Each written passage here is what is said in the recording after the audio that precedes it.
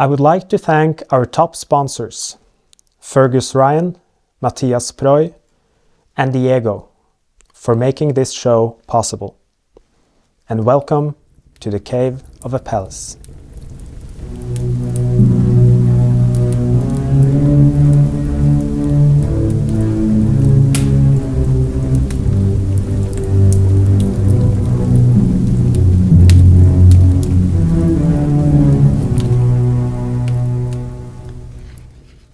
Today's guest works tirelessly for the realization of the vision that beauty will save the world. And according to him, beauty is an effect, something that we with today's tool can measure. He has a multidisciplinary background in architecture, civil engineering, planning, urban design, construction, futurism, and history. He grew up in Israel, but has lived most of his professional life in the US as a leading new traditional architect and urbanist, and founder of the Classic Planning Institute. Dr. Nir Buras. Thank you. Welcome to the Cave of a Palace. Thank you. I'm honored to be here. And we are so honored to have you here. Thank you. You have done so much impressive work on architecture and on urban planning, and we have really so much to talk about today. I'm really excited about that. I thought that I just wanted to start off by asking, how did the Classic Planning Institute come about? What made you found the institute, and please tell us more about your diverse and interesting background. Well, thank you very much. My original academic degree was architecture and town planning, and I, from the beginning, noticed that no town planning was actually working anywhere. So I was just observing it for many years. And finally, when I came to Portland, Maine, a little over 10 years ago, I saw here is a nice town, and they're ruining themselves with the new construction. Why don't I just write them a little handbook? Do this, and you'll have a pretty town. Well, obviously, they didn't want to hear anything of it.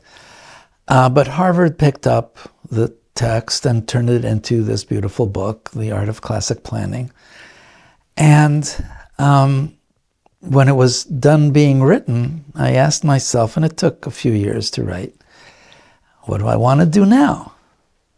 So I started working with a business consultant on the different activities that I felt I cared to engage in. And I like travel, I like design, I like to write.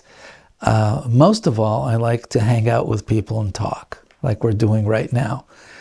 So this took about 2 or 3 years to work through the various options. And we worked through 13 lean business canvases to try to figure out an activity that would be self-supporting in doing that.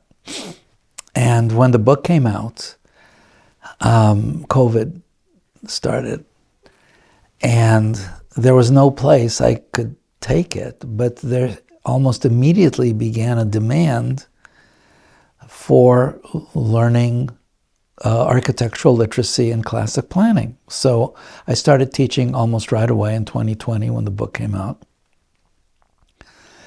And that turned into the Classic Planning Institute. I never thought I would write a book on urbanism, let alone found an institute, but here I am. That's and what are some of the projects that you are involved in and have been involved in? Like, we can point to this really beautiful project here. Thank you. Which is the Central Canal in Indianapolis, right? Yes, I've been very lucky. And fundamentally, when I was writing the book, I was sent around the world. I visited 100 cities in 90 days. So I actually knew something about what I was writing about.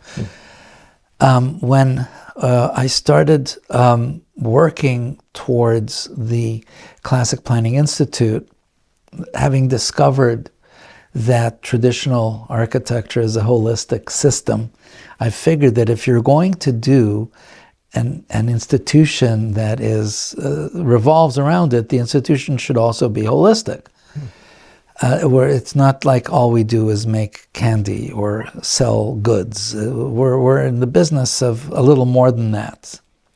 So the Classic Planning Institute was formed with 5 divisions: a laboratory, a library, a studio, a STOA for conferences, and an academy for teaching. Each one is envisaged as a self-sustaining division, and the studio provides design work and planning work for customers, individuals, developers, municipalities.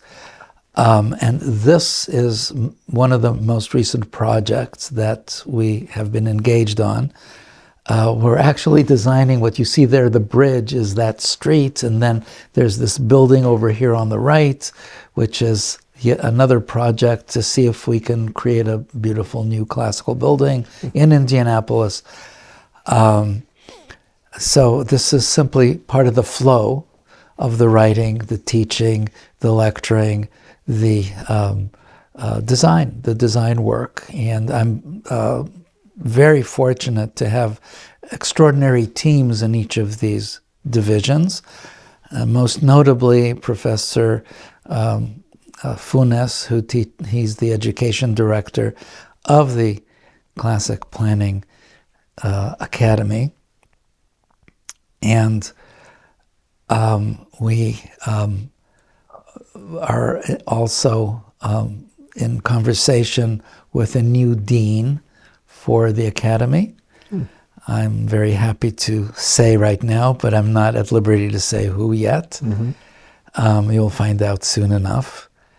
And in terms of our clientele, we are blessed with the most supportive and like-minded clientele, believe it or not. Hardcore developers who are genuinely looking to make a difference in their city and build product that is better than the stuff that's getting assembled right now. We're going to have in a few months, weeks, the traditional architecture gathering of 2024. In the laboratory, we do research. We have researched in neuroscience, we have researched, we sequenced what happens in your brain when you walk down the street. It was submitted as a scientific article. Our interest in neuroscience is quite broad. I think we're leaders in that right now in the world in terms of my understanding. The library project is in a conceptual phase right now. And our, did I mention all of the divisions? I think I did. You did. Okay. And good. so who, this is really, really exciting. And who can, is it so that the academy, the conference, the courses, who can attend them, who can apply? Is it mainly for constructors? Is it for architects, scientists? The traditional architecture gathering started out as a gathering of architects, a live gathering. Because of COVID, it went online. Now we're starting to have it live again. So as a live event, I think in the best occasion we had 30 people meeting. Now we're in the hundreds. Many hundreds that have attended the online version.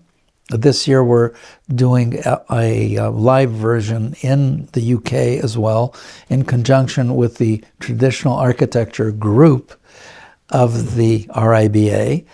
And we're looking at creating a live event as well in conjunction in the US, but that hasn't been designed yet. It's open to anyone. Anyone who, all of our programs are open to anyone who loves to see beauty in the built environment. It's open to anybody over age 10, I think. And when it comes to the academy, I don't know what our cutoff is, but generally a university education is preferable because we cover so many topics. But once in a while we take people who have not completed their studies yet. And you you mentioned when you moved to Maine that you saw the what could have been a beautiful place is not as beautiful as it could have been. Yes. What are many of today's of today's urban planners and constructors doing wrong? What made you go into this and writing that book? That's a really good question. I'm going to answer it in my ethnic traditional way with a question: what are they doing right? Fundamentally, we have witnessed in the last 250 years drastic changes in cities. And at first, I think we all believed it was in the vein of progress and things were getting better. You have to understand that there was no urban planning as we know it until Cité wrote a book in the 1880s. And of course, he was thinking entirely in terms of traditional design for cities because there was no modernist anything. But he already started observing that there was a problem with traffic, and he invented the idea of intersections being conflictive, that you had traffic conflicts. Now, we know that in cities, the purpose of urbanism is for people to come together for their synergies. So the idea that you might have conflict is non-urban. It's counter-urban. But that idea of conflict continued. What propelled urbanism or planning as we know it today is horseshit. In other words, the piles of manure from the horses in New York were sometimes 60 feet high. And the farmers were up to here. They didn't need any more for the farms around New York. They didn't know what to do with it. And the automobile, the first conference on urbanism was about horse manure. And the car at first not leaving droppings on the street was a great thing to have. You could see how more wonderful life was without horse manure everywhere. I mean, the dried horse manure laid a layer of khaki-looking dust on everything. It helped, promote tuberculosis. It was like it was a bad thing. My great grandmother, she used to say if something was everywhere, like flies or something like that, she said it's like the horseshit. It's everywhere. Yes, that was exactly that. A common expression at that time. So sidewalks were invented. Not for the benefit of the curb and stepping out of a car, but so that ladies could walk down a street and not be in horse dung. Crosswalks were raised so that the manure wouldn't accumulate there. It was a real problem. By the way, there are as many cars today in Manhattan as there were horses in 1900. Also roughly the same number of people. So the relationship between cars and horses is roughly the same as it was in 1900. Really, as many people Yeah. today? Wow. Yeah. The population's changed. Yeah. But yes.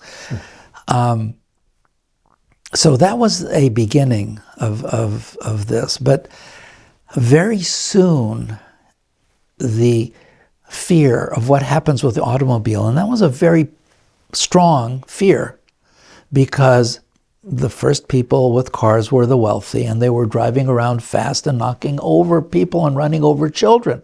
Children were being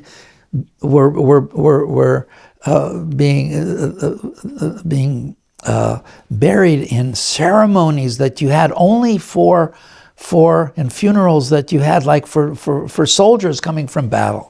It was, we don't know this at all. The memory's gone of how horrible it was, the first interactions between cars and people. And they were not looked upon kindly. In 1923, in Cincinnati, they wanted to set a speed limit of 25 miles an hour in the cities, and to actually have on all the cars a governor that would kick out the engine at, release the clutch, whatever, at speeds over 25 miles an hour. 20 miles an hour is human speed. It's the speed of you falling off the second story of a building. You might break a bone, but you're not going to die. And if you know how to fall and roll, you can do it, like in parkour. 20 miles an hour is your karate punch. 20 miles an hour is when you're hit by a car and the bone won't break. It'll knock you over, a bone won't break. That kind of a thing. And our walking perception, our mobile perception speed, we experience the environment in cycles of about 150 milliseconds. So that's 4 every step. A step is half a second. So that's sort of human speed. Human maximum speed is 20 miles an hour. If you have cars going at 20 miles an hour, you're not going to get hurt. But cars had a much greater speed potential, and it's fun driving fast. And because of the danger aspect, and because of the fun, I think, of the vehicle, traffic engineers started designing streets for cars. And at that point, after World War I, the urbanists handed over the urban design, first and foremost, to cars, to car design, traffic designers. And that's what we have today. And I can say that this actually happened for sure, because one of our projects that we've been doing in the academy and in the studio alternately has been a 100-year plan for Jerusalem. And we analyzed the streets of Jerusalem and realized that almost all the streets, 95%, 99% of the streets outside the old city, were designed for cars and also for people. So that is something that has not worked. And that's something that came to mind. But this all came as a result of studying and trying to figure out, well, what does work? What are we going to do about this? Because we have been living in cities and making cities for 5,000 years. And we know damn well how to do a beautiful city. We've been living intensively with technology for 200 years, 250 maybe. And we have no idea what to do with it. No rules. That's why we're having all these difficulties with AI and what to do with AI, what to do with automation, what to do with industrialization. The interesting thing is that we're in a period where the negative aspects of technology are kind of balanced out, I want to say, with the good aspects that we have. Neuroscience and all kinds of new machinery that you can learn more about the human body and the human brain and perception and what actually happens in your brain when you walk down the street. Now we can say. One of the things that has emerged from the neuroscience is the hands. 50% of our brains are devoted to hands. If we don't use our hands, we become stupid. And if we're really honest with ourselves as a technological culture, We already are. We're showing all the symptoms. So we have a situation here that I think moving forward to it, from it, into a future, if you take the current extrapolations of, or the current scenarios for where you can take cities, there are 3 scenarios. One of them is the high-tech city. One of them is the feral city, where everything becomes lawless. Everything. And one of them is muddling through. Now, I got to thinking about that and asking about that and becoming a futurist after I pretty much wrote the book. So this is the epilogue of the book as well. What's coming next, right? Here are all the good things that we know about it that have always worked, and that's what the book documents. Then we have the what's coming next kind of a thing. And today we're being sold that the future is technological. But from among the futurists, only 5% believe that that's the case. Okay. 35% believe that it could be a feral future with all systems falling apart.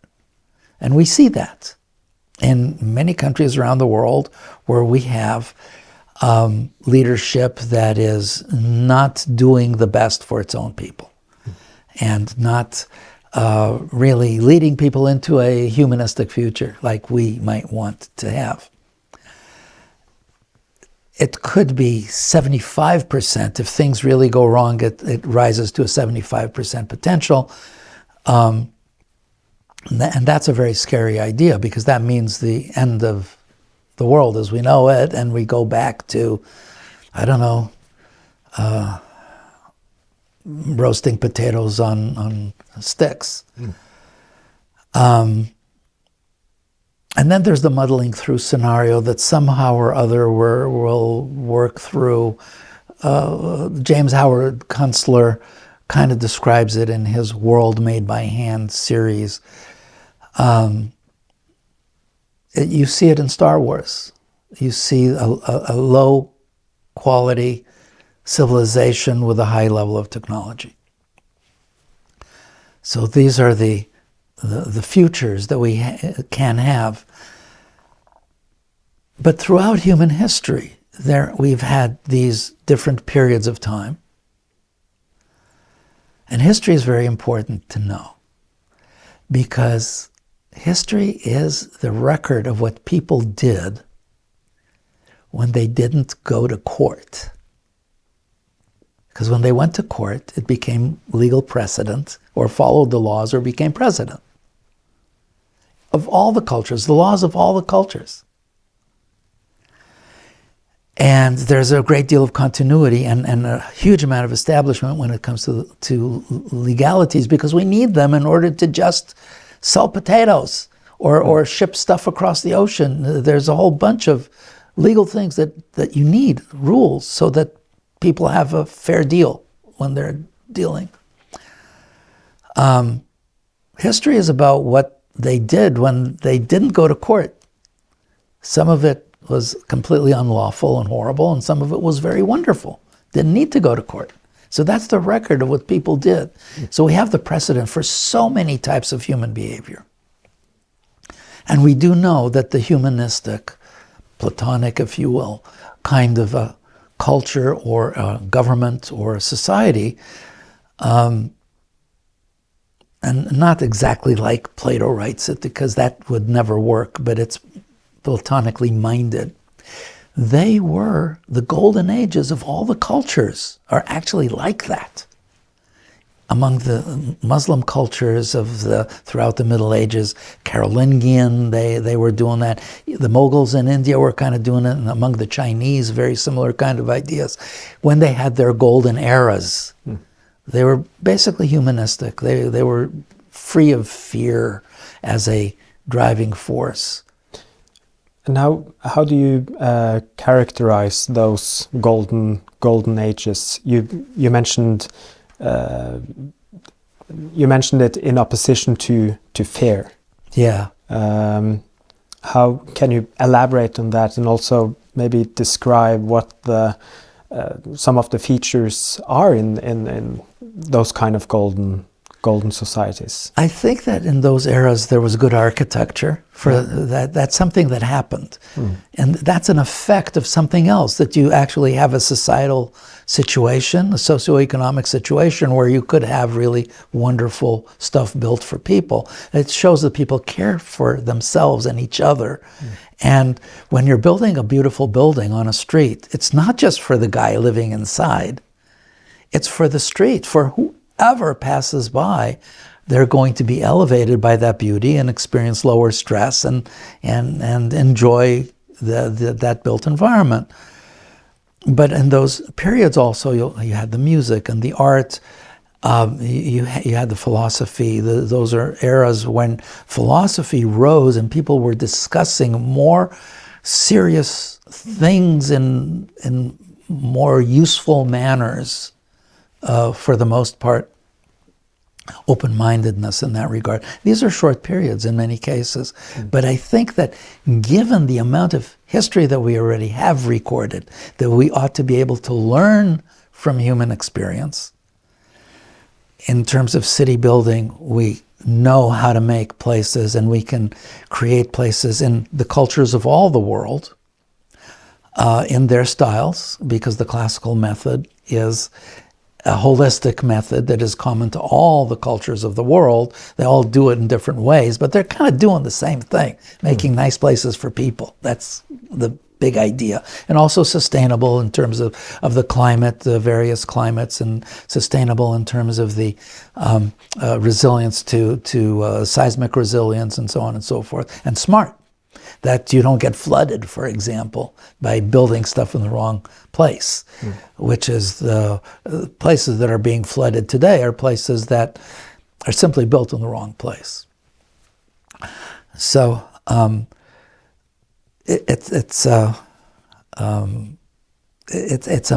method, it's a way of thinking that's been around for a long time.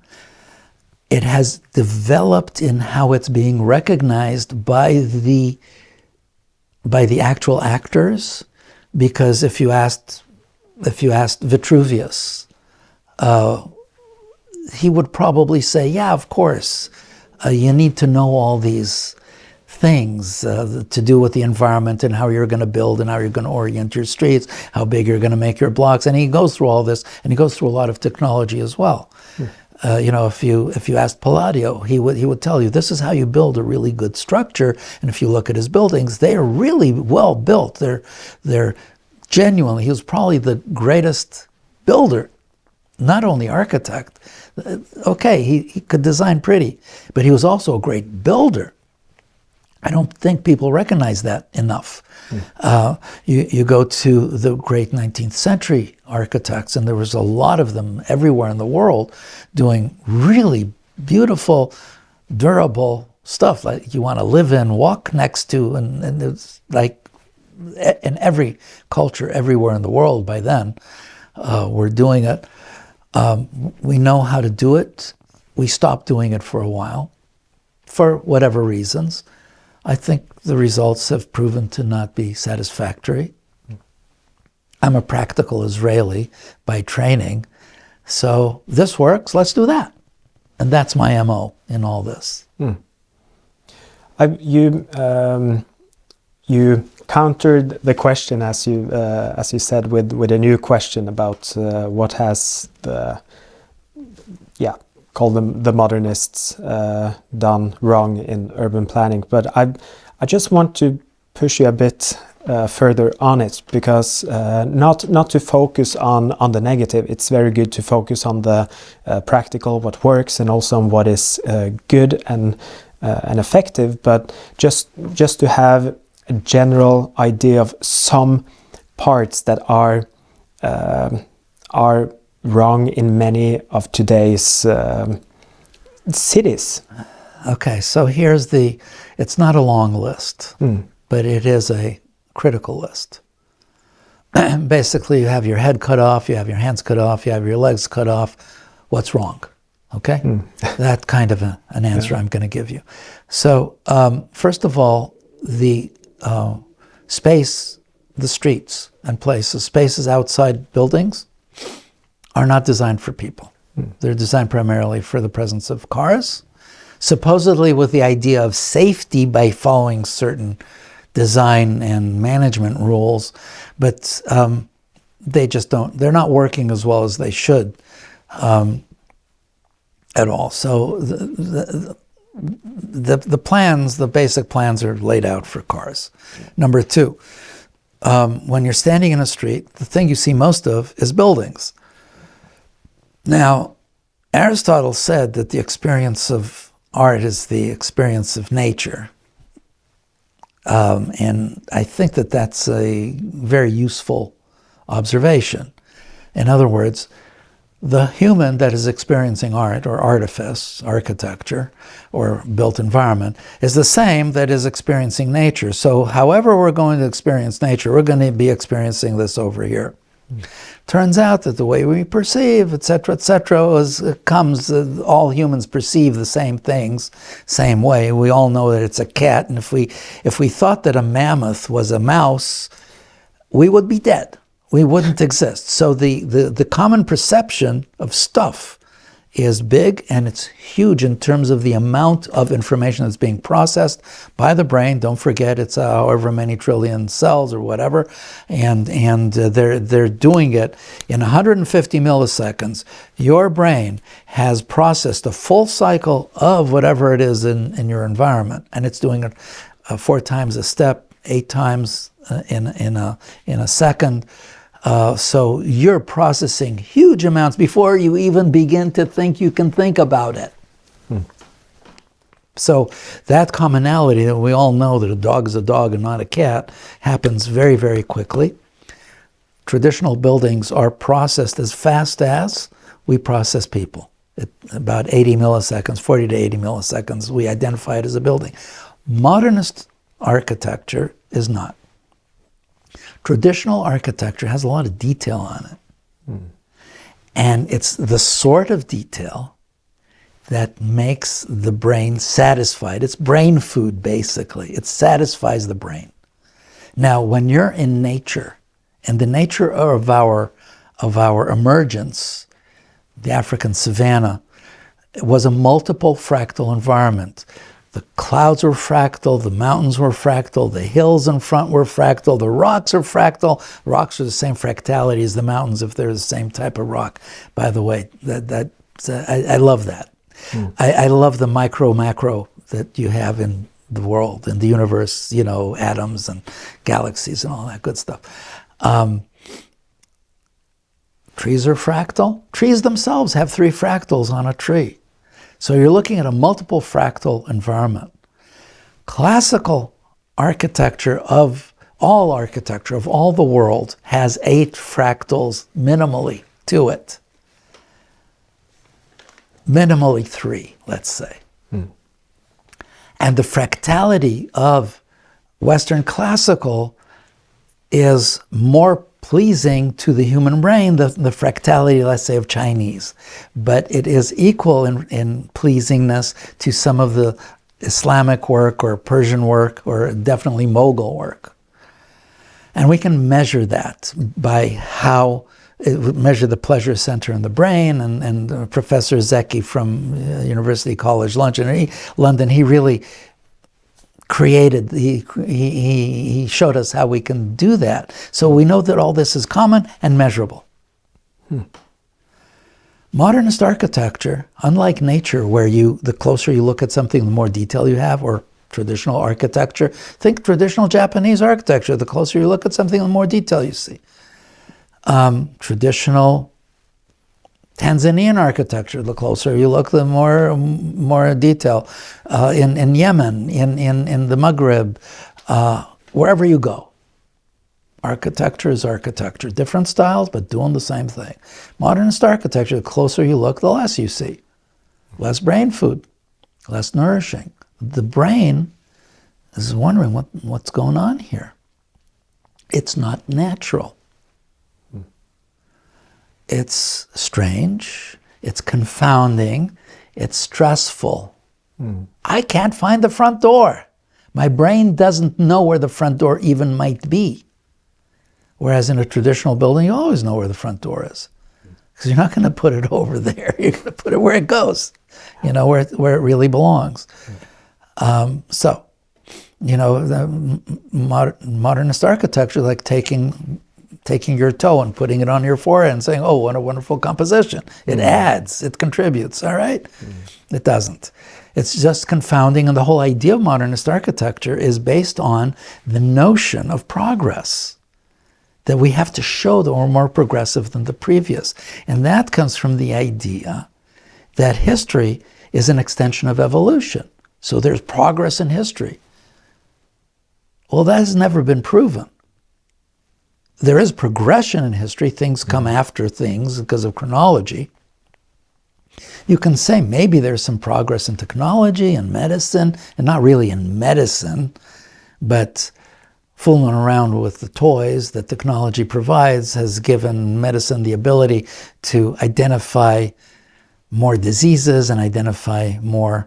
So anyways, you can say that there's progress in that, progress in science. You know, now we know that there are 5,000 planets out there in the universe that are just like Earth. Probably not, but there's that illusion at least. I'm not waiting for the aliens. Actually, I'm thinking, maybe we are alone.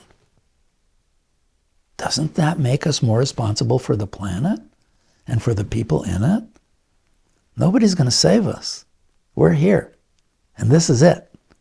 So we're in a period of time. COP28 is telling us that you know, terrible things are around the corner, and we're not really doing anything with regard to that.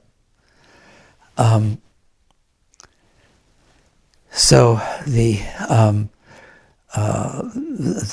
idea of the modernist design per se is not going to work for the human brain. It's not satisfying in terms of what we're building, the materials we're building with. Today we know that buildings, and most of the buildings in the world, are those that were built after World War II. It's a fact. And they're all modernist, or 99.9% of them are modernist. And buildings are creating 40% of emissions and causing 40% of global warming before you take into account the cars with people in them running away to suburbs because they don't want to live in the city. That's intolerable, basically. They'll go to work there, they don't want to live there for the most part. It's very interesting what you say about classical architecture being ought to be made for the people, and also that that level of detail, or that you can as you phrased it, the more you look at it, the more you discover and find pleasure in it. And it seems like the modernist architects are don't see what is right, don't see the solution that is right in front of them, because so many of the modernist buildings are, especially the ones that are supposed to be like great buildings built for the state or something, are argued to be for the people. For instance, in Oslo we have a terrible modernist opera house that you can walk on. So it's flat with some angles, and you can walk on the roof, and that is portrayed as, you see, we open the opera house to the people. It's made for the people, and the surrounding terrible buildings have it's all flat and it's all white or gray or glass, but the windows are a bit askew. Yes, and that's supposed to be like, oh, it triggers something interesting in the brain, and it's a unique detail. So it seems like they're trying to reach the same, just with a terrible recipe, or with no recipe, with just trying to invent the wheel again. Yes, that's what's happening, because they believe that they're progressive. They have to create something. The way to show that it is progressing is that something you've never seen before. That would be new. That's the driving force, is the belief in history as an extension of evolution. You're doing the next best thing. It's something nobody's ever seen before. It's got to be innovative, and that's how you do it, by creating something that is surprising, that is causes, attracts attention. And you know that bad attention gets more attention than bad behavior gets more attention than good behavior, or something like that. They're attracting attention in childlike ways, through surprise, not through delight. The delight, you're walking through some traditional interior or some traditional garden or what have you, and something, go around a corner, and you might be surprised by something, but it will always be to delight you. Here you're surprised by something, just plain old surprise. And that's alarming. So they get attention, bad attention really, by scaring you with stuff to show that they're progressive. The other part is, it's not a holistic method at all. It's a problem-solving method. The holism was dropped and forgotten. Actually, the holism in general was forgotten. The Enlightenment holism was forgotten philosophically in the early 1800s, 19th century, and in architecture it was mostly maintained by the neoclassicists, while the neo-medievalists were starting this form follows function kind of approach, of that you have to see on the facade what's going on the inside. Well, I'm looking at you and I know that you're a human, and I would never see the liver or spleen or your lungs out there. It doesn't happen in nature that the innards are exposed unless something is dead. And exposing the innards is something's been afflicted. There's something wrong with it. You actually want to show your best face and you're beautiful. Art imitates nature, kind of a form in body or in building or in anything that you're doing. You want to put goodness out. And here they want to be, they have this ideology that they have to be progressive, it has to be architecture of its time, all these kind of things. They're artificially creating notions. Open to the people does not mean walking on top of a building. Open to the people means a cathedral where you walk in and your soul fills the whole space. Anybody who's feeling small in a cathedral, that's their problem. If they're good, happy people, everybody's good. But if they're happy people, their soul will fill the whole space. What are you talking about, a small soul? There is no such thing. Your soul is infinite, and every individual soul is infinite. So forgetting that we are souls and only thinking that we are egos and some sort of strange genius that is leading us into the future, like starchitects are supposed to do, it's one disaster after another consecutively in the name of beating the previous fashion. As in, who cares? It's all about them. It has nothing to do with you or me or anybody else in the street. It's an internal conversation among those in the academia and practice of so-called architecture. Those are not master builders. They've just taken a name and abused it.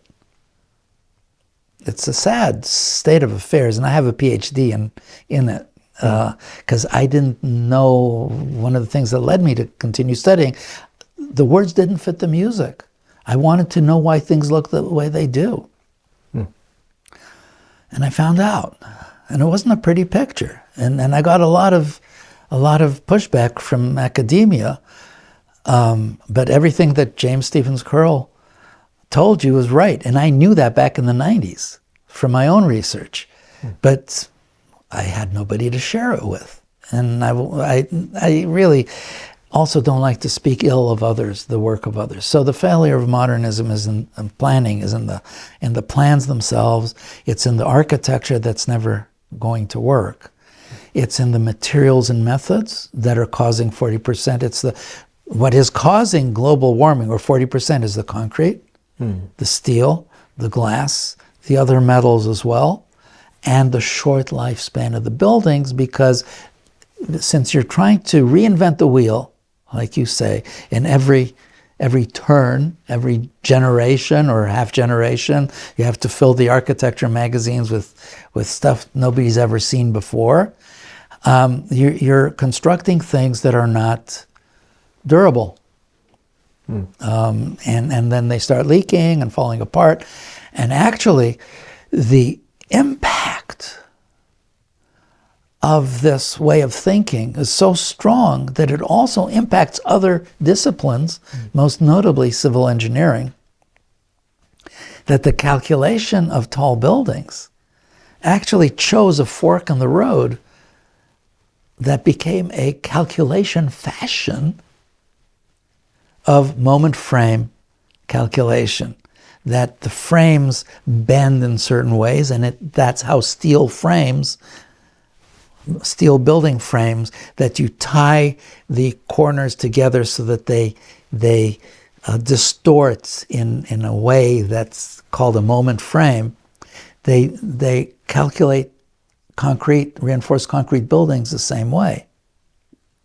But what happens in these buildings in earthquakes is that when they fill in the walls between the frame elements, they are more rigid than the frame.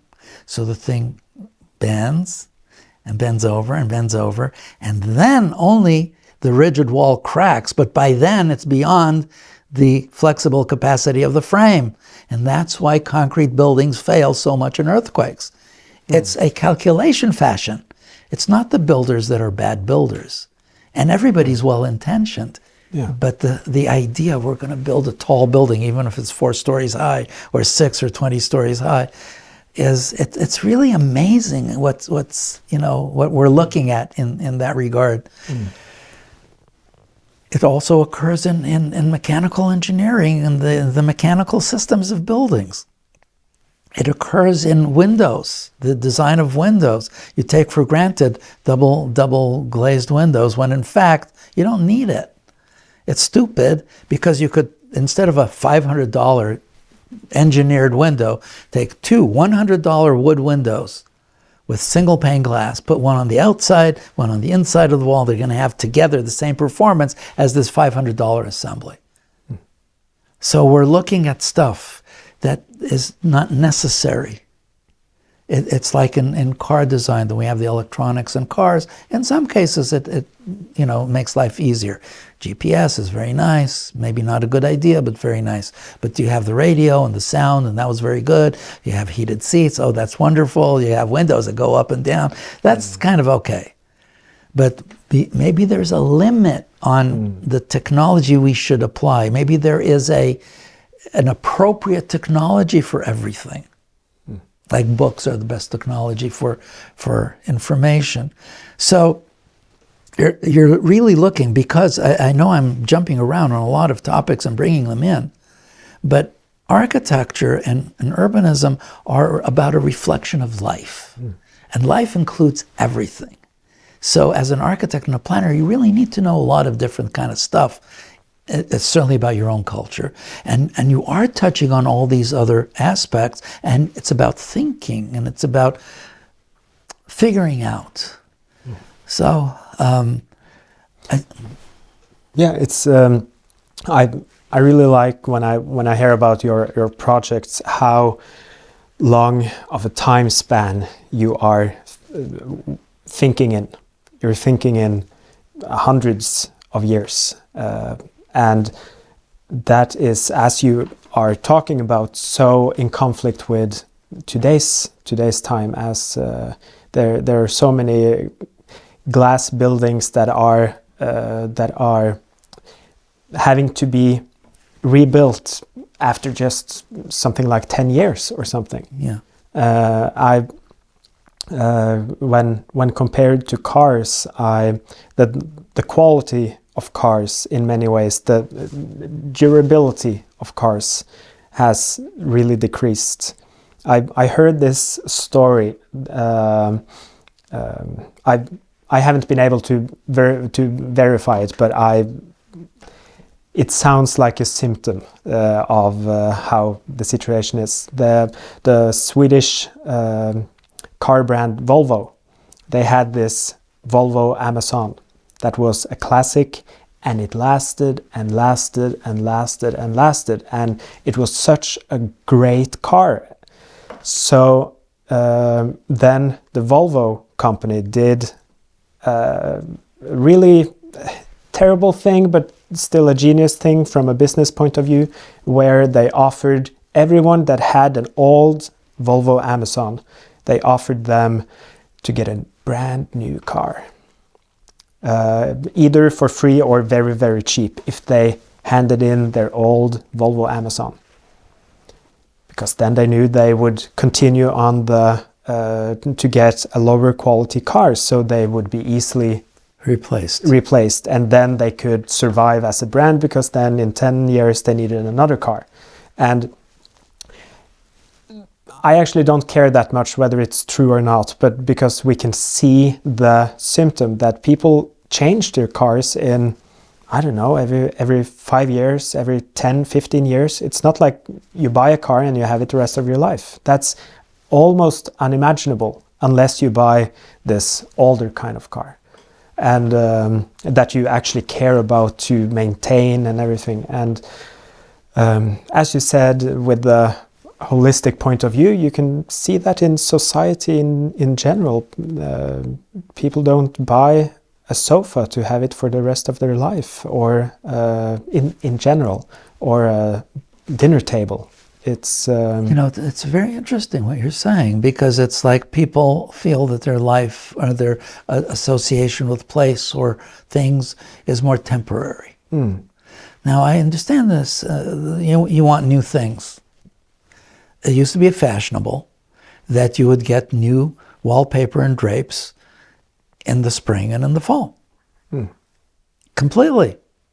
I mean, we think of decorating a house, redecorating it every several years, but it used to be a fashion among those who could. They got it new very frequently, and it could also be because of the horse manure dust. Could be that they needed to really change these things more frequently. But in general, there's an appropriate technology for things. People used to get the suit when they got married, and that lasted them their whole lives. They'd be buried in it. In the generation before mine, 2 generations before mine, they would already have multiples of things and add and add and add and add. And you can see this in house design, the size of the closets. Because in the 20s, the closets were very small. They were like 3-4 feet in fancy houses. That was it. That's all they needed for the suits and slacks and so on and so forth. And then they would change seasonally. They had a winter set and a summer set, and they would keep that somewhere else. So this was just for what they wore at that point. But by the 1970s, you had walk-in closets that are literally rooms for hanging the clothes collected. And then Imelda Marcos with 1,000 pairs of shoes, which really doesn't seem strange. If many people have a lot of pairs of shoes, and especially if you're in the sneaker thing where you are forced, to change very frequently your stuff. So I think that there's this sense of a lack of decorum, of course, people in sweats going to work. There's also the lack of attachment. But when it comes to lack of attachment to place, we've become a very mobile workforce. People change houses every 3-5 years in the U.S. That's crazy. Yeah. What about the neighborhood? What about the community? What about growing up in a place?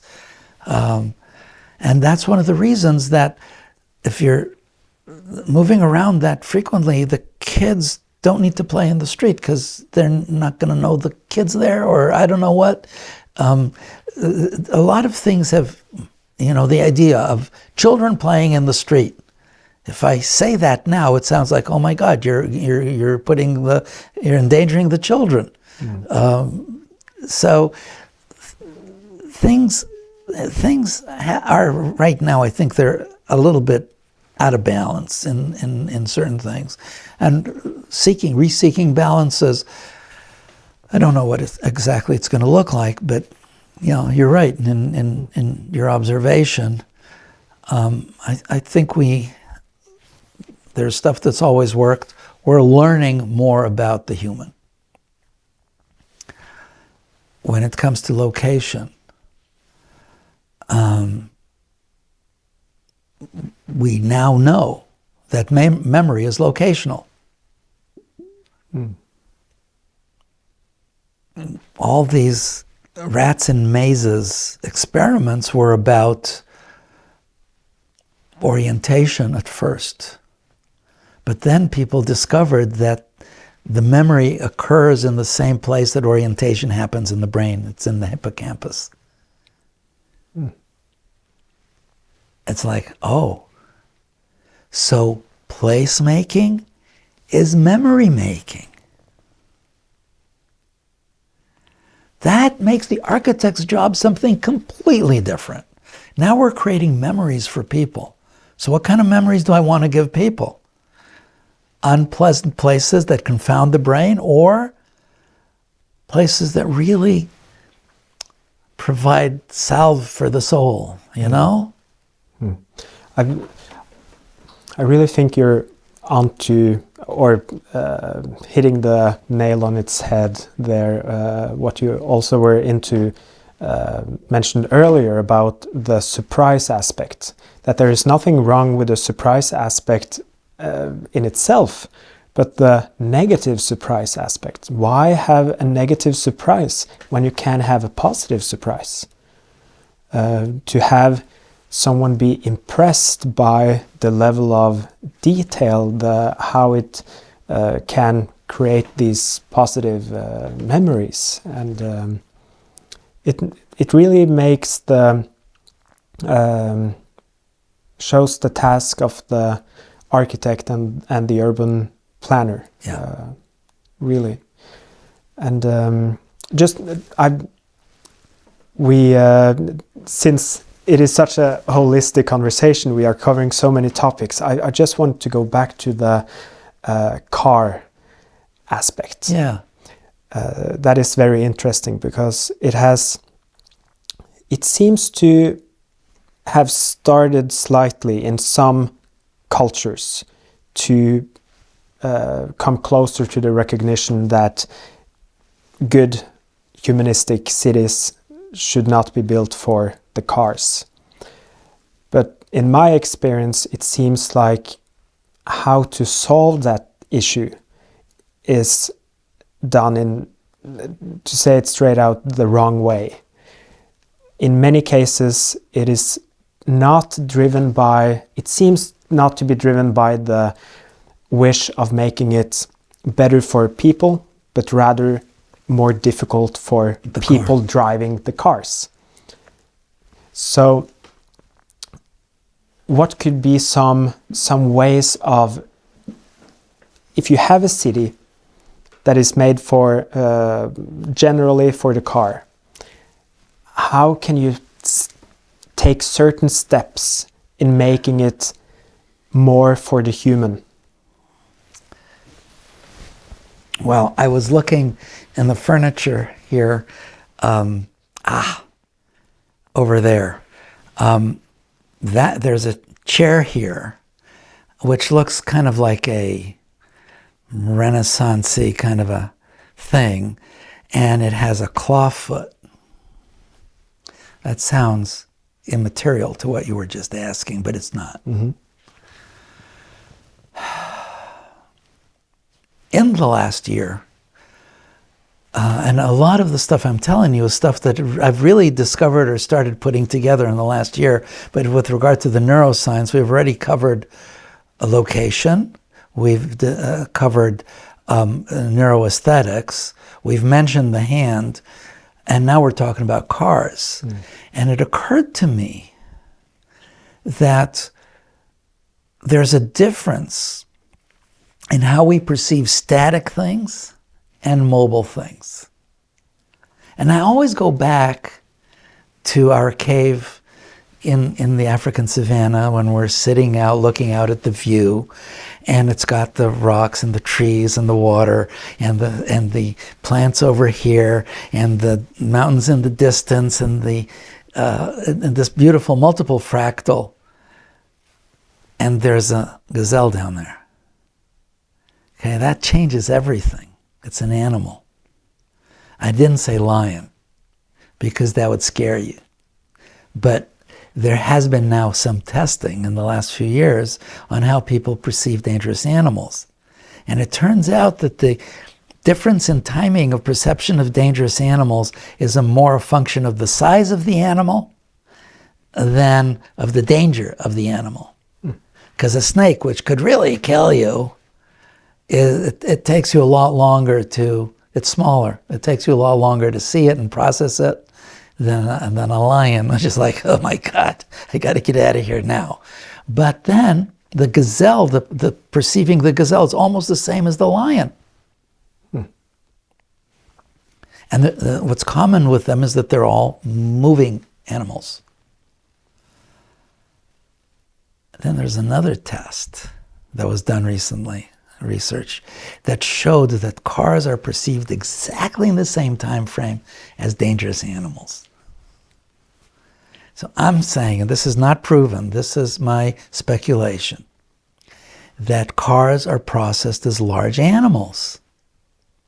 And that also explains why a guy on a bike, which is roughly the size of a gazelle or a wolf, is perceived as dangerous to the driver and to the pedestrian. As you know, there are people selling you bikes as if that's a solution to all the world's problems. They're not. It's just another solution, and solutions, problem solving creates new problems. So it's the actual presence of the car that is an issue. Now, cars originally were boxy. They came out of carriage building. They were kind of boxy. They were like furniture. Well, to test, number one, the idea of mobile versus static. So the static environment is multiple fractal, and that gives you a good feeling, blah, blah, blah. Anything that moves is not of that static environment. Furniture, since Babylonian and Egyptian times, has been designed with feet, like that claw chair, claw leg footed chair over there. They've had feet, bulls, lions, you name it, all the way to today. In other versions, even modernist versions like the Barcelona chair, is in fact a take on an old Greek chair with a Mercedes-Benz upholstery. So it's still a reference to motion in the Barcelona chair. So furniture is mobile. It's little animals. Cars are mobile and they're big animals. So imagine a street with no cars, just an empty street, pretty street. The street where we had coffee, with no cars. It's easy to be in. There's no there to concern yourself with.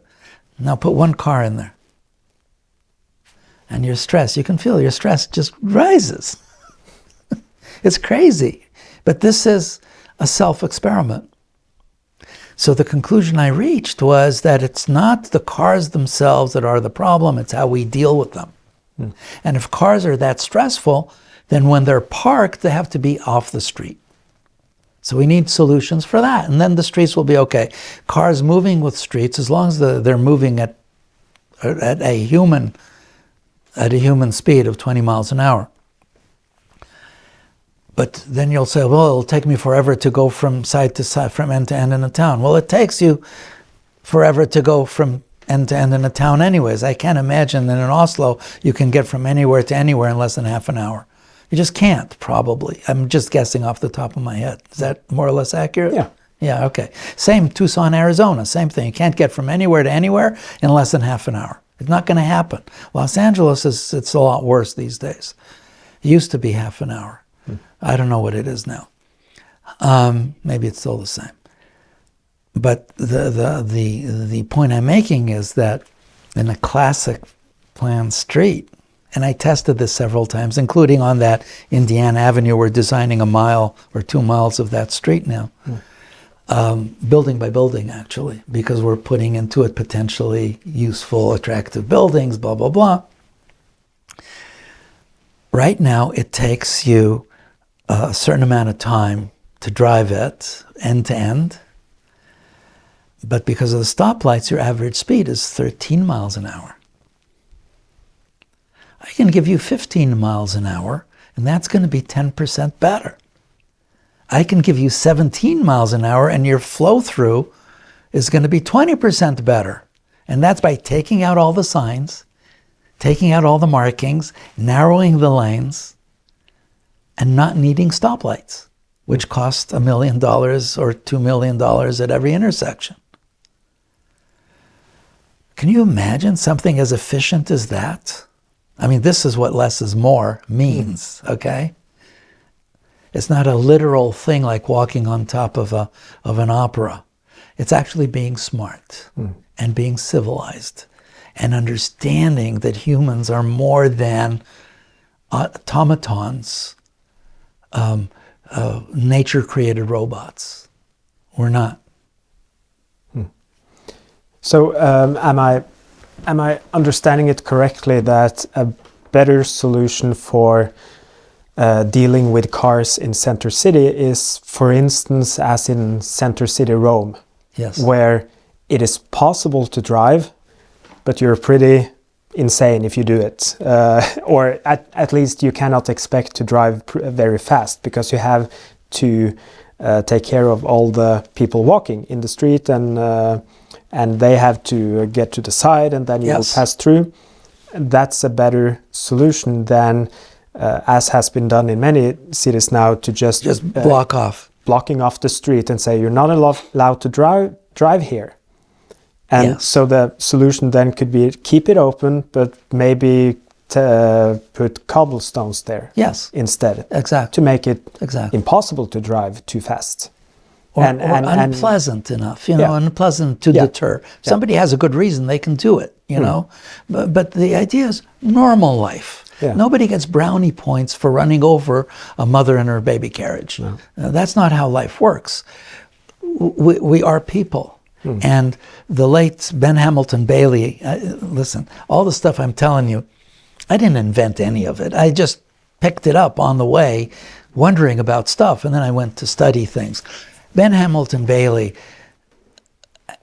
literally lay down in the middle of the streets he designed to show how safe they were, and people drove around and avoided him because they didn't want to run him over. Okay? That's how he proved the efficacy. His teacher, Hans Mondermans, would walk backwards into a roundabout, a busy roundabout in Utrecht or something, in Holland, and people would avoid him. That's how he proved classic street stuff. We have been designing streets to control operators of vehicles rather than based on intuitive human behavior for both the drivers and the pedestrians. And what Ben Hamilton Bailey said, it's about the negotiation between us through eye contact mostly. Like when you're crossing a street and you look for the eyes of the driver that just stopped for you to make sure that they're not gonna, and you can tell from their eyes if they're gonna drive at you or not, right? You do that. And when you're crossing the street in Rio de Janeiro, you look at their eyes and they are going to run you over because they feel they have the authority to do so. You do not. You do not jaywalk in Rio de Janeiro. It's really it was startling, they're so laid back and everything, and it's Brazilian and lovely, and the samba's in the back of your mind, and no, they do not take prisoners. But in New York, you put your foot down and the driver is going to stop for you. They're very conscious of the pedestrian because there's so many of them. They don't have a choice. So it's really about looking again, understanding what the human is in terms of the body, and what how we think and what our intuitions are with regard to our behaviors. And one thing we haven't talked about at all, but I think is very important to mention, is town and country. You can't have town without country, and country without town is just country in a way. It's boring. Yeah, but boring. But if you love it, then and I do happen to love country just for itself, just as much. But town and country, there's a balance. There's a homeostatic balance that you want to create and bring back. There are whole parts of cities like Los Angeles that have to be reverted back to probably cattle range, or with the amount of water they're getting from the Sierra Nevada. Plant the food. Don't bring it from Central Valley. Don't schlep in tomatoes from 500 miles away. Bring them, grow them right there. Why not? So the idea of the what countryside is and can be and should be is never discussed, and certainly not in conjunction with town. But you have here, for example, in Norway, a lot of this mixing of town and country, but I guarantee that it's not thought of as the one supporting the other. The definition of rural in the United States government stuff is anything that is not urban. It's not like countryside with natural nature, man-made nature, agriculture, other resources, places for waste, places for isolated settlements and hamlets, like isolated settlements like monasteries and retreats and so on, hamlets, villages, small towns, very small towns that you can still have in the countryside, high-tension wires, fast trains, slow trains, even freeways. That's a place to put them. And you hide them in countryside where they don't do that much damage to the surrounding what have you. And countryside, that balance is so necessary. You think of Manhattan only as a built area. But there's no place in Manhattan that you're not 15 minutes from countryside. Either the rivers, that's countryside, or Central Park, which is big enough to count as countryside. Yeah. And that's what makes it possible, and that's what makes the other boroughs so not possible. So especially the ones that are full-on sprawled suburbs. They just are that. And I think that there's something in nature about edges, which is so important. And it's very, very important in terms of cities and perception and so on and so forth. But the edge of the city and then starts the country is such an important place and such an important thing to have, that even, I don't have any place for tall buildings really, and I don't need them. I don't want to necessarily build them. I don't want to build small buildings either. I don't do houses. It's too hard for me. They require too much thinking per square foot. But if you had to do tall buildings, then maybe the place for them is on the periphery, where those people can enjoy the rooftop views and the countryside views. Perhaps. So they're sort of on the edge, like old towers on the edge of a settlement.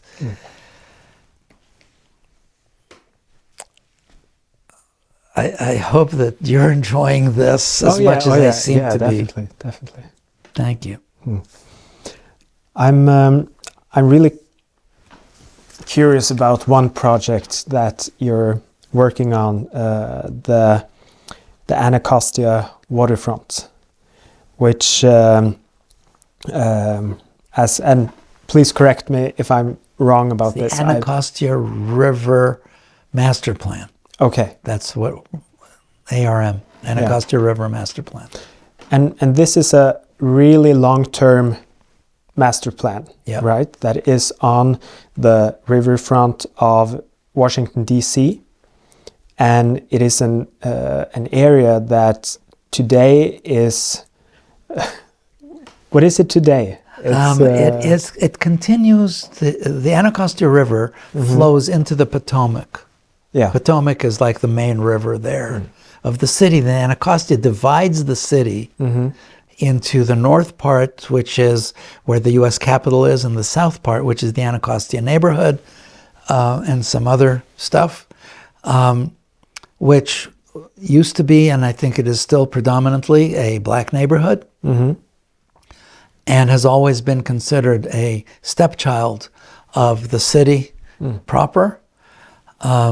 I don't want to use any pejorative terms. It's horrible, the distinction between the two. And to this very day, it's hard to get by foot from one to the other. Okay. I think they're trying to build a pedestrian bridge, excluding vehicles, excluding people. But that's segregatory as well, because what people in cars are not people. So why would you ever exclude them? That kind of segregation by modes of traffic is also anti-urban, because you're trying to get people together for their synergy. Yeah. And that synergy happens in the street. So I could not walk from one side to the other comfortably. And by comfortably, I mean not needing to cross a freeway. I had to cross a 2-lane freeway on-ramp to get from one to the other across this whole thing, because I could walk on the sidewalk of a freeway, just getting on a freeway that had a sidewalk on it, and walk to the other side. But then I had to cross that to get, not get onto another freeway. Yeah. So we look at that place. The river itself is a muddy river. It has been a sewer since Indian times, basically. And when they cut all the forests for tobacco, to grow tobacco back in the 1600s, it silted up terribly. But it's still a wide enough river. It's similar to the Seine in hydrogeology. And Washington was designed by L'Enfant, French guy, and then it was developed based on the Macmillan Plan, where Daniel Burnham, McKim, Saint-Gaudens, and Olmsted worked together. They're the people from the Columbia Exposition in Chicago of 1893. They designed that. They were brought to D.C. for the centennial of L'Enfant, 1897, to fix the city, because the planning had strayed from the original plan in many places. Buildings were built on axes and wrong kind of places, and the National Mall was a forest. It had a train station on it. It was not civilized at some point. And they invented the National Mall with the Lincoln Memorial. They did Arlington Cemetery. They put an axis going from the Lincoln Memorial to Robert E. Lee's house. Arlington Cemetery was Robert E. Lee's private farm. They took his farm and made it a cemetery. The Union did. I mean, that's the most disrespectful thing you can do to a farmer, is bury people on his land. Okay? But they did it. And okay, so it was a political statement. It's over with. These people are trying to reconcile, so they put the bridge in an axis between Lincoln and Lee, recognizing the goodness of both these people, and at least in terms of their leadership. They invented the location for the Jefferson Memorial, Rock Creek Park. They invented all that. It was going to be covered up and just turned into developer land. They said, no, keep it as a city resource, which also inspired us in what we did along the Anacostia. So with regard to the Anacostia, you can't cross this river. And it was separating out, at the time, the capital of the free world and the murder capital of the United States. And Anacostia itself is a lovely neighborhood. It's got great features. It has a lot of good things going for it from an urban standpoint, except it had a freeway between it and the river, and it had underused parks on the other side as well, and more freeways. It was ridiculous. It's like no man's land, a mile of no man's land between these two communities, and made sure that nobody could walk from Anacostia to the U.S. Capitol. You know, you understand the social agenda, socio-political agenda there. And I don't have patience for that kind of stuff. People are people. People need to thrive. And everybody's got something to contribute. So what do you do for a river? Well, modernists have no clue what to do with a river. They usually give it to a landscape architect who will turn it into native grassland. This place hasn't seen a native grass since Indian times. There were mounds of oyster shells, like 2 stories high, when the white people came for the first time. It's not a pristine river. It never existed as a pristine river, not in human settled memory. So, but the Seine is a wonderful example of an urban river, and opens up a whole slew of potential for the actual neighborhoods. So we took the Seine, through 17 or 19 bridges across it, so every quarter mile you have a bridge. We narrowed it to the width of the Seine, which is a very smart width. It's 500 feet, exactly enough that you cross it for lunch and dinner, maybe, you know, or for a show after, whatever. And then built the river wall, or designed the river wall to be built and hand-built. This is one of the big ideas, in stone, like the Seine is, for 20 feet, so that you can use the space underneath. It protects you from all the floods. The floods right now go up to 13 feet, sort of the 100-year floods. 1,000-year floods might be 20 feet. So it'll be good to go for a long time, 200, 500 years. There's only been 2 floods in the Seine in the last 120 years. One in 1910 and one just recently. And then build neighborhoods in extension of the L'Enfant plan, connecting with existing neighborhoods there. So it was really, it's like healing skin. If you have a wound, you don't just tie it up with the pus and the dirt and the gravel that's in there. You clean it out, and if you need, you take a graft from somewhere else and put it in there. And that's what we were doing. We were healing urban fabric in that kind of a manner. And coming up with this idea, and then following the whole idea of the grid and avenues in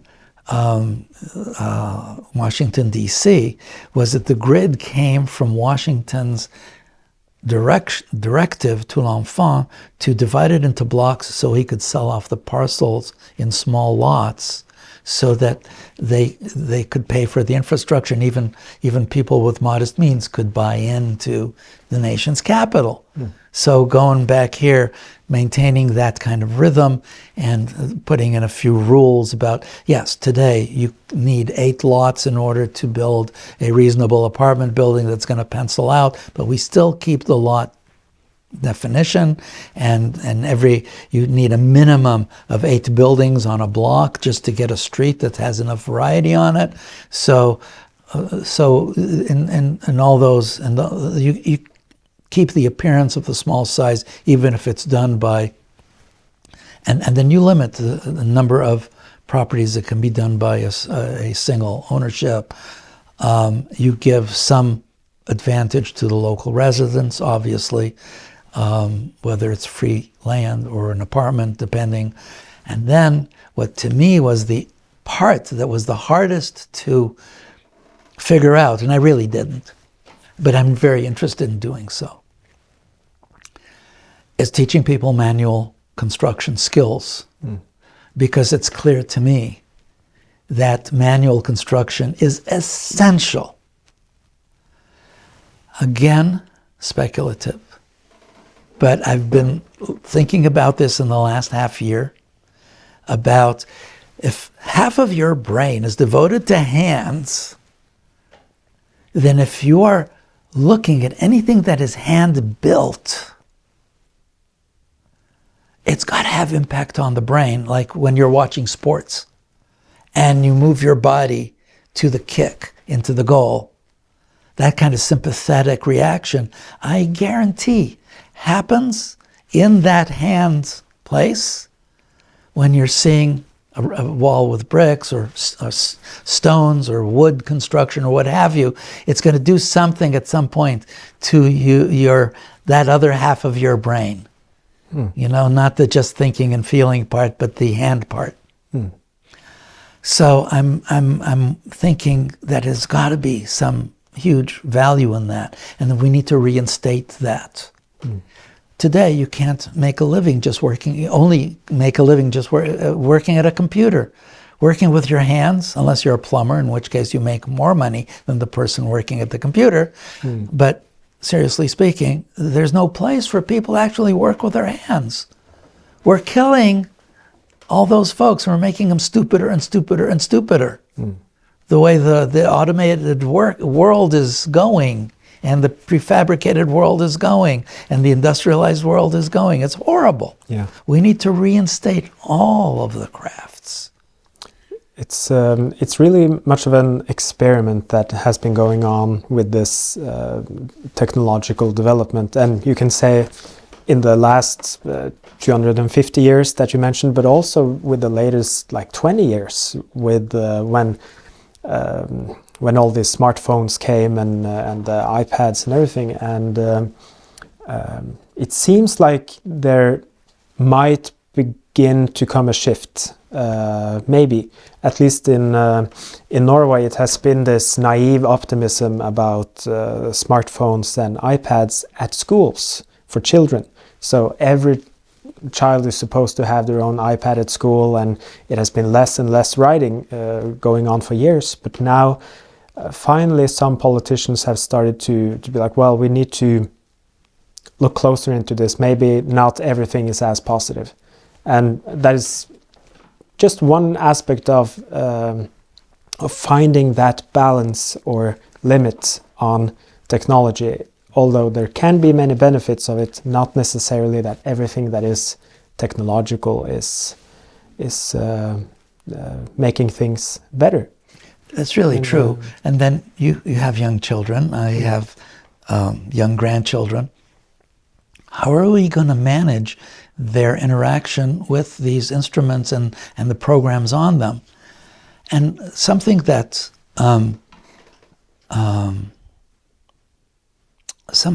you and I talked on the drive down, the business of the maturing mind, the child, the adolescent, the adult, young adult, older adult, and so on, and how there is a correlation between some of those phases and brain development.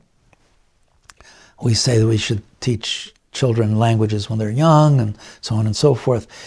Giving them these tools when they're too young might actually make them dependent on them later on in ways that are not conducive to their own well-being later on. And the whole idea of childhood and adolescence to prepare for adulthood. So we might actually be doing harm to these children by giving them these tools too early, games too early, and then filling, the adolescents playing games is probably a really, really bad thing. They should be outside, playing in the street, playing in the fields. They should be with their peers, not with a machine interaction. On the contrary, the classic planning rule is that all interactions with machines are by means of other people. In other words, you always have a driver, a live driver. Even if it's an autonomous vehicle, you will have a conductor, a live conductor with you. Where do you want to go? Do you want a cup of tea? Do you need help with In other words, one of the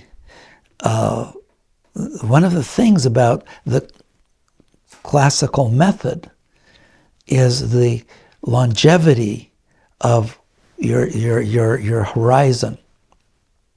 It doesn't say this is a 20-year plan or a 5-year plan. We really do a minimum of a 100-year plan. But the reason is that we don't live in a static world. We don't live in a static class warfare world of haves and have-nots. That's not life. That's a static version of life. We live in a multi-generational, and everyone knows it from their family.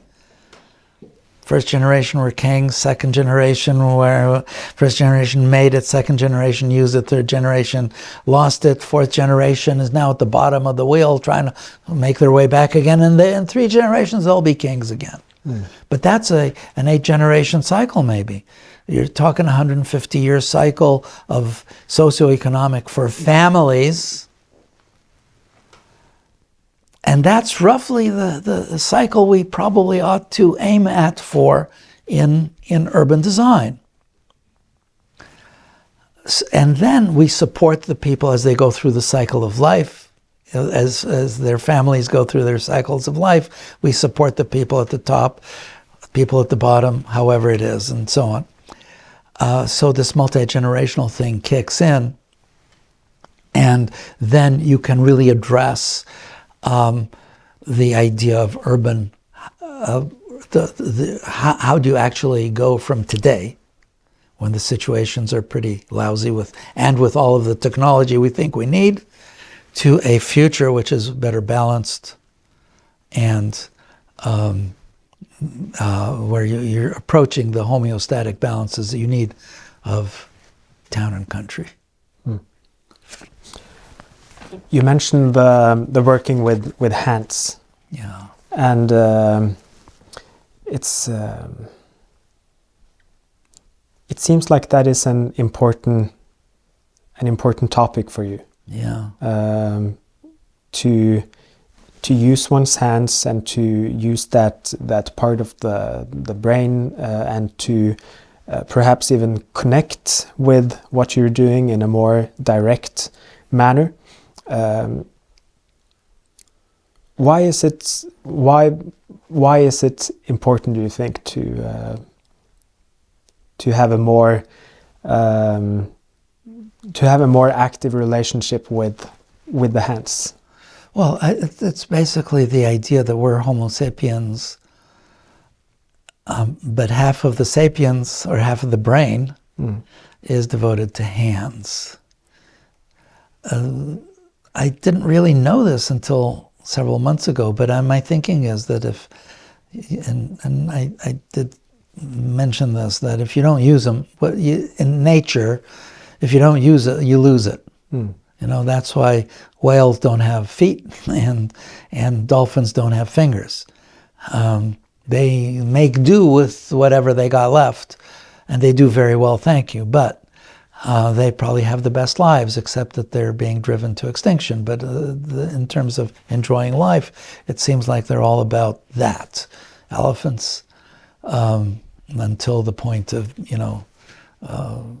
being made extinct by humans. But this is what makes us different from all the other species.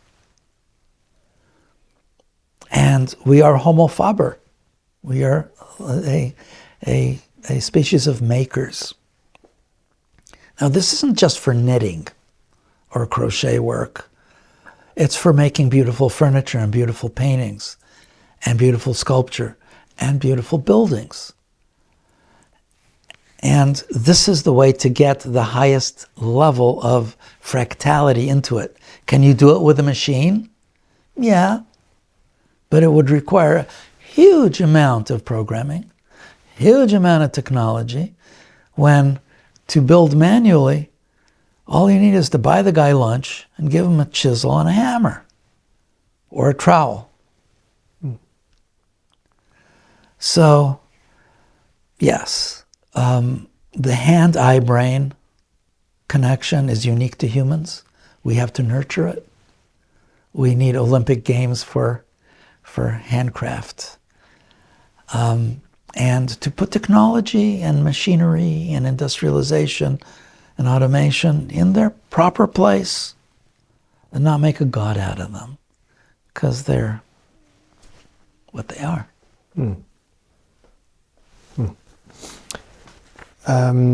Going back to the Anacostia project, it's really a visionary project, and when looking at it, how it looks now compared to the visions and the drawings that you have made about it is really impressive to see. And when I read about your and even I read that it was that it included an island modeled after Île de la Cité. Île de la Cité. Well, one of the wonderful things we have in the classical method, in civilization in general, and in the classical method, is that we have the benefit of all the wonderful thinking and the great experiments, some of them failed, of the people who came before. And we can build on that. So when we're looking at Paris, there are so many technical things that were addressed. I don't want to use the word solved, problem solved, because actually the key to success is building it right. And they did in Paris. So they built it very durable. They built it manually. Of course, they used machines, cranes, what have you. The stones are huge and blah, blah, blah. But they did it using that level of technology, the appropriate level of technology for that kind of work. Yes, you can do it with other technologies. You could have built it out of titanium. If you can imagine that horror. Because metal is not good to come in contact with. I think our experience with metal as humans in general is pretty unpleasant in many cases. Of course, we use it for tools for eating and other things, but the bigger stuff, the machines that can run you over, the swords that can impale you, all this good stuff, it's a little bit different. Coins are a nice example. They're now almost not used at all. But the idea of building it right. So you've got the right height. You have the lower quay and you have the upper promenade. They had an original use was to bring goods in from the river barges in under the city. Well, there are no more river barges. Everything, unfortunately, is being brought in by trucks now. It used to be mostly by rail, maybe some still. But it did connect into the buildings across and into a certain network of tunnels that they did have under the city. Well, now they put freeways in there. They put train lines in there. So that means that building it right enabled adaptive reuse. Then you had the business of the promenades on top. They're not all the same width. But that becomes a beautiful public space. It doesn't have to be a damn park with grass and wild grasses growing. I mean, wild grasses don't look that hot. They don't look as nice as a lawn.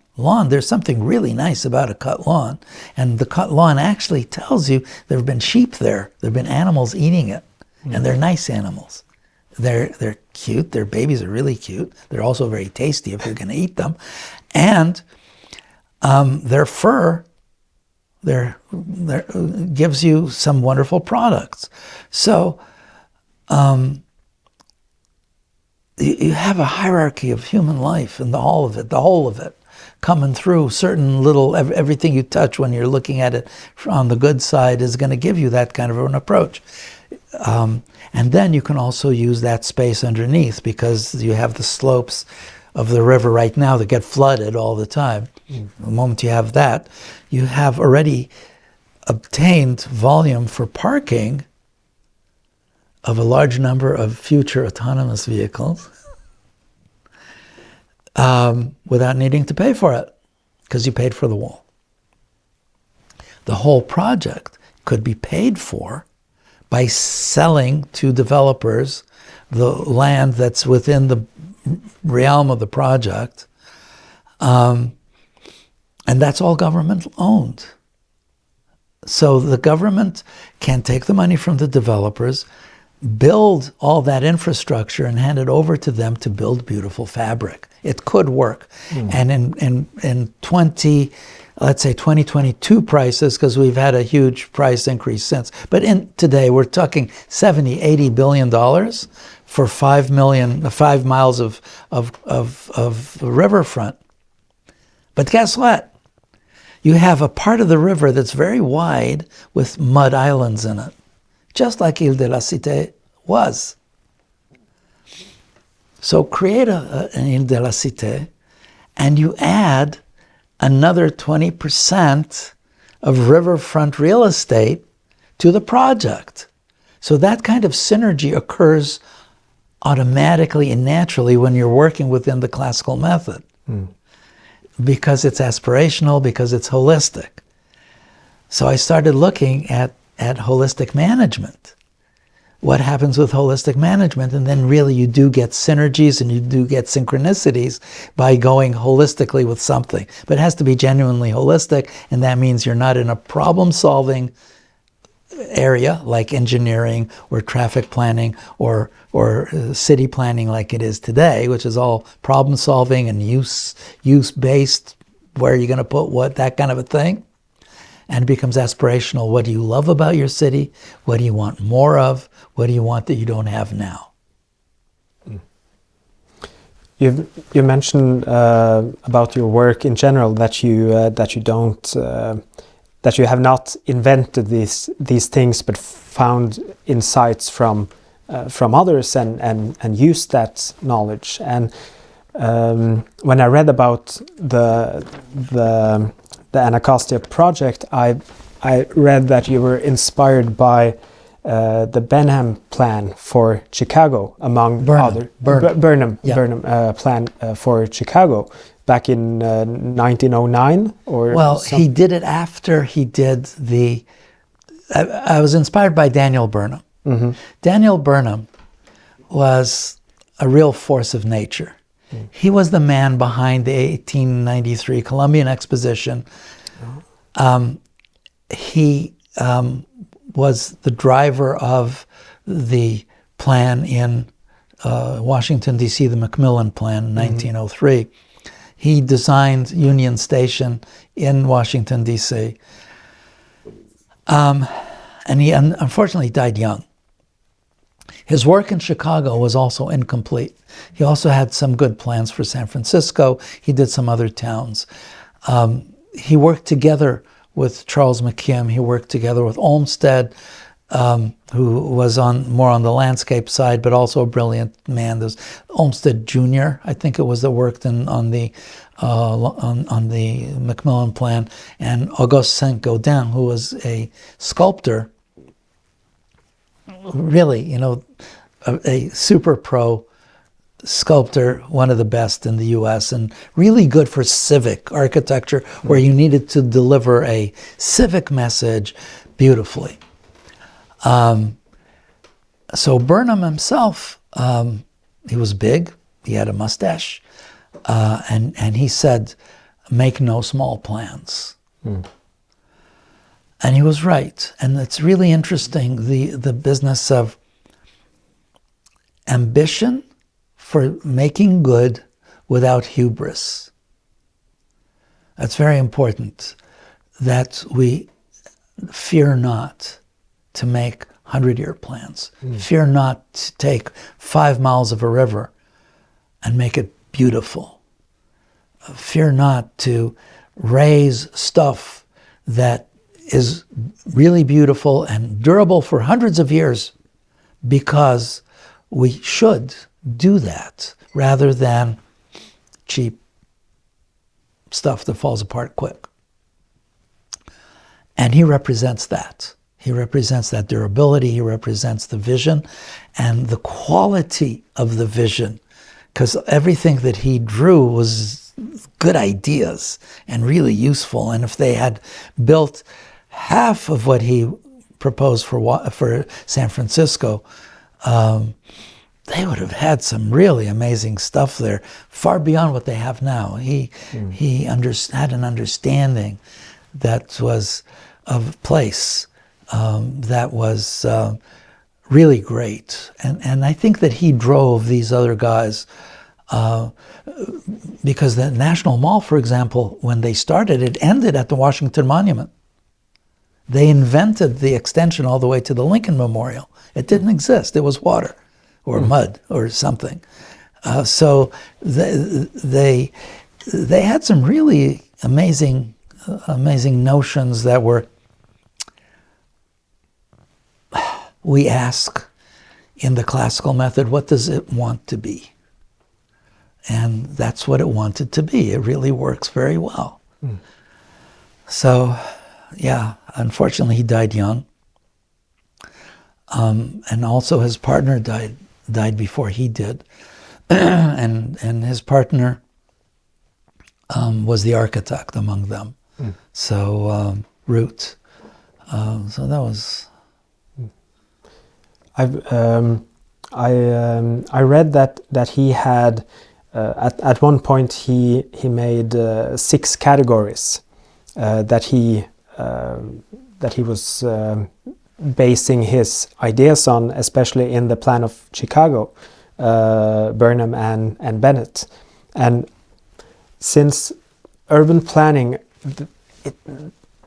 the ideas are so vast, so great, that sometimes it can be difficult to get a hold on it. Like you can hear like different aspects that you agree on, but then what would the counterpart be? And it can be such a vast field that I wanted to read up the 6 categories and just hear your opinions on them, like whether you agree or disagree, or which one you find most important.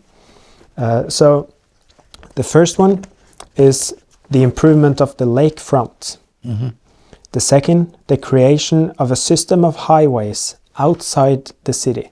The third, the improvement of railway terminals and the development of a complete traction system for both freight and passengers.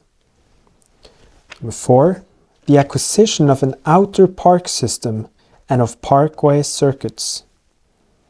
5, the systematic arrangement of the streets and avenues within the city in order to facilitate the movement to and from the business district.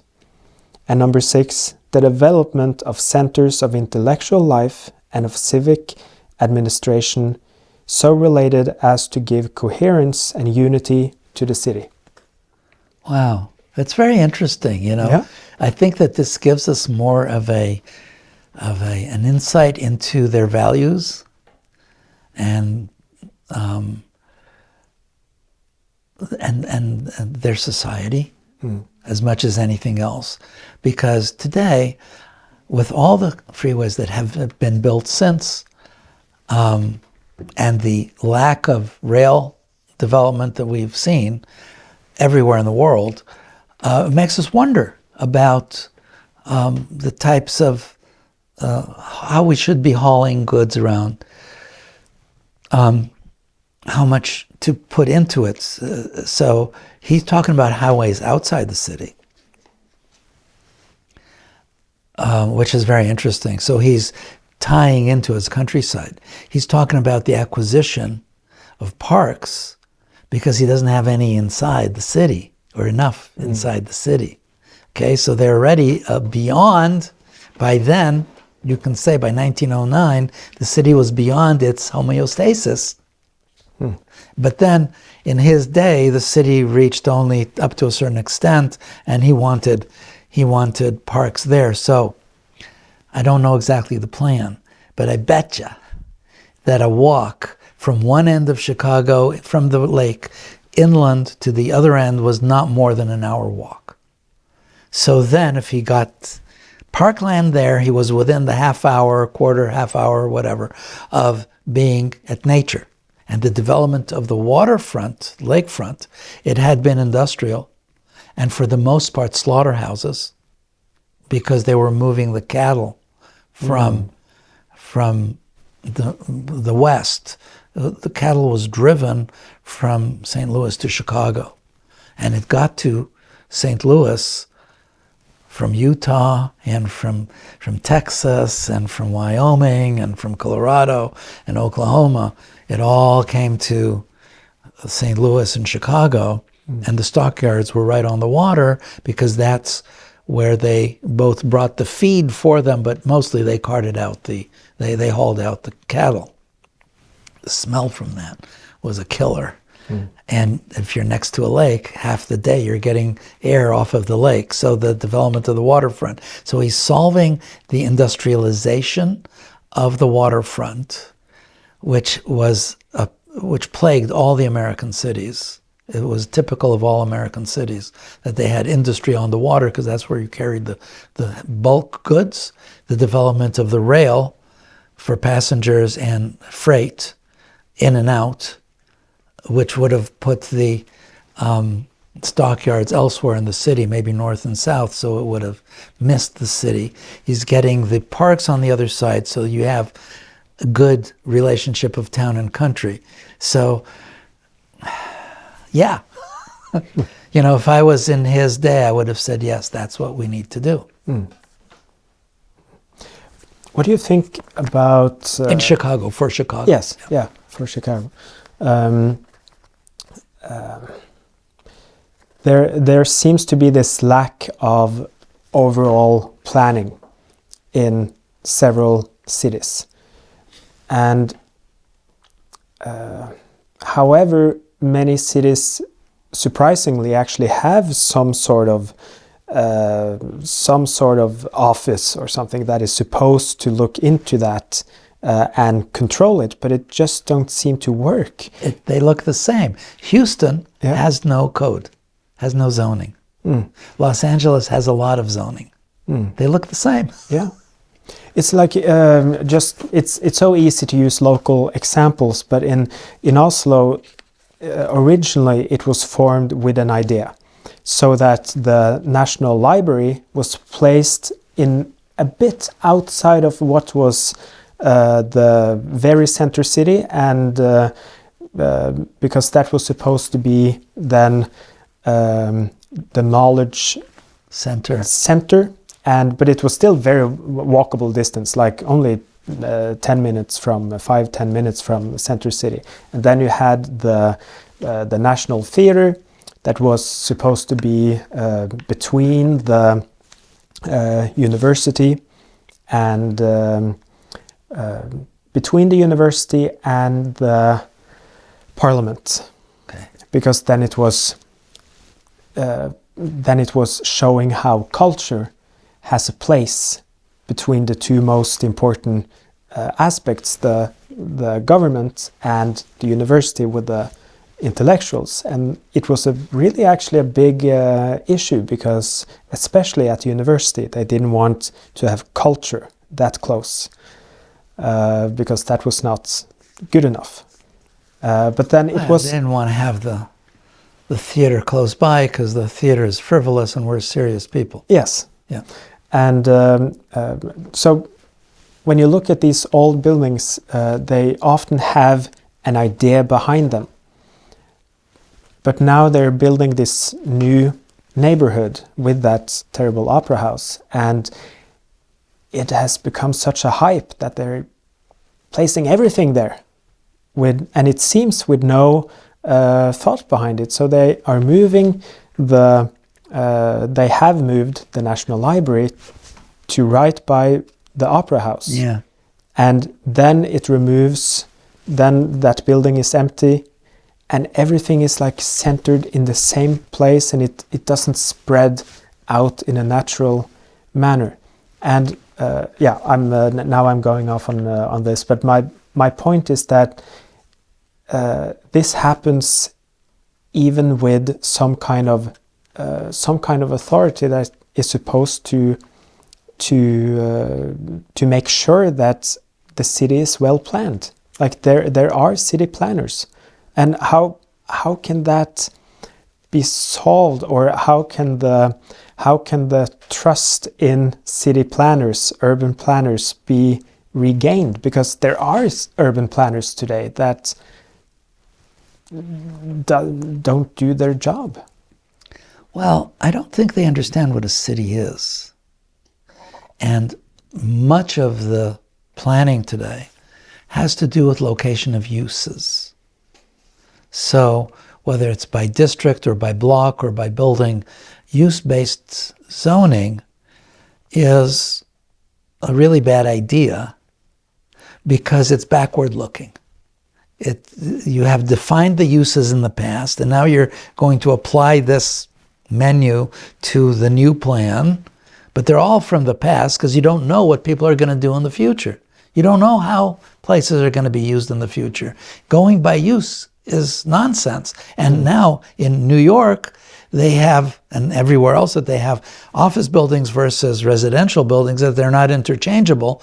It's a disaster. The buildings need to be re-engineered so that you can put either people sleeping in them or people working in them, basically. People live for residents for that. The other thing is, when you read the Burnham thing with the universities sort of in these different centers, which seemed to be the same idea that originally they had here in town, that it would be a little off, its own kind of a space. I haven't been to this beautiful new area that you're talking about, but my gut feeling is that it's probably some sort of a deal, a real estate deal that gives developers extra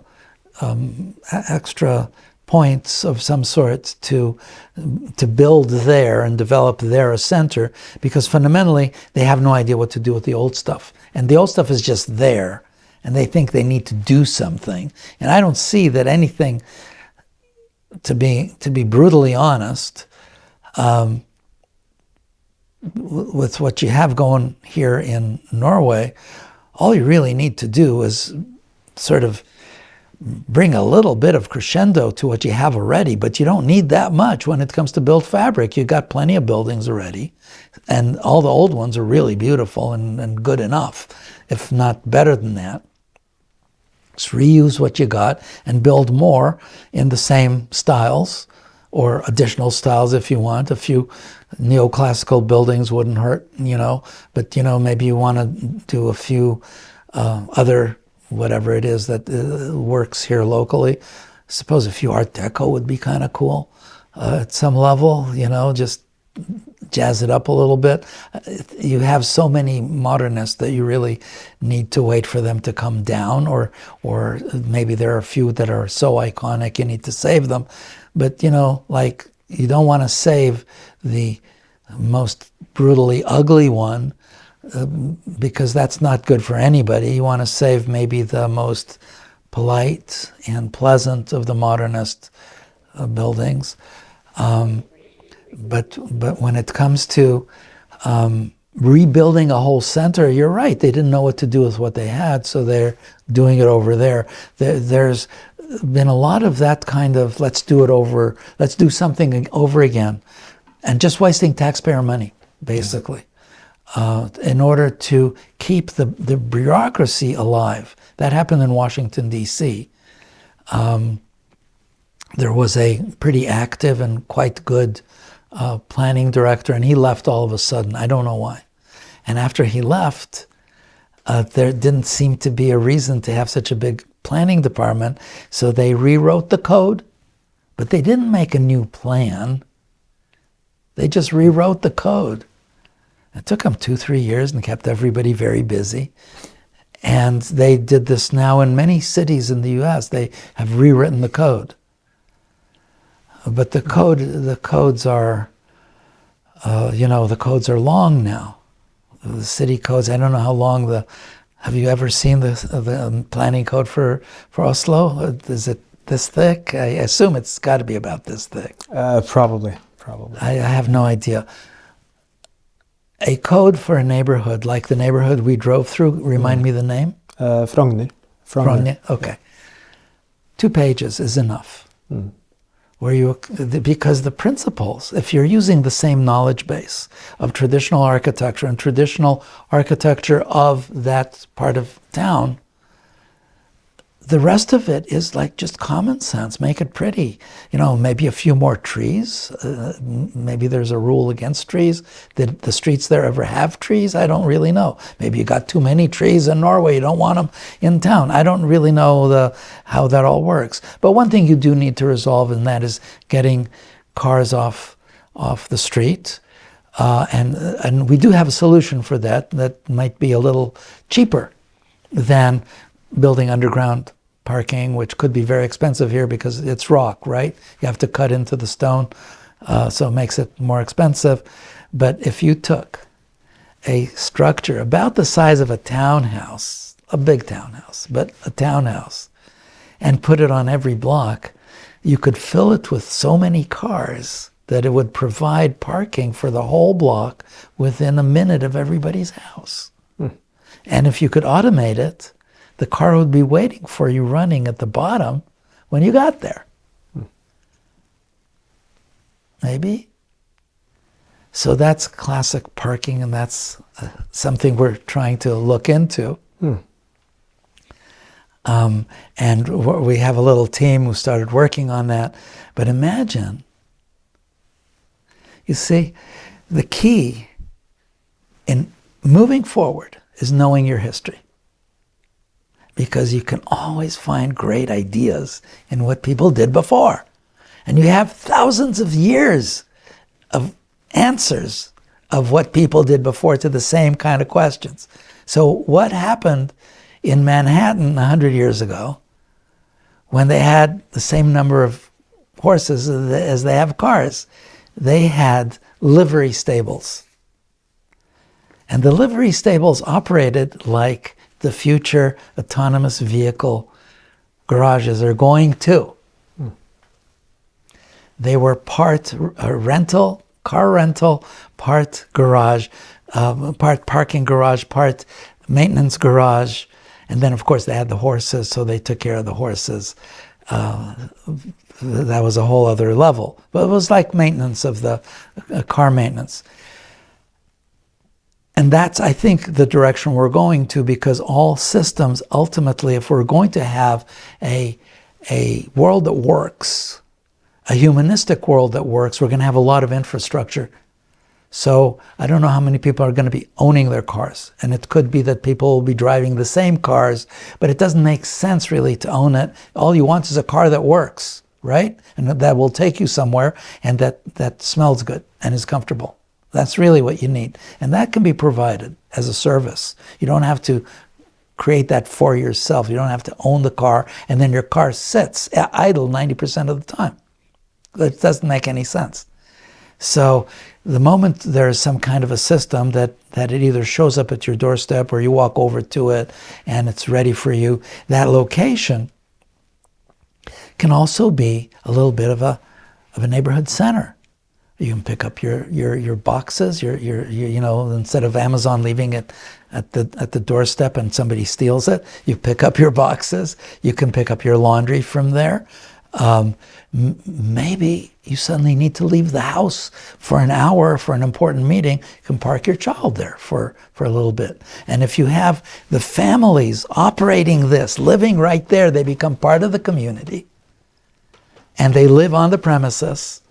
And you have several generations of people available to help out, you know, it becomes a community thing, and it becomes a little native community center that is around this mobility service kind of a thing.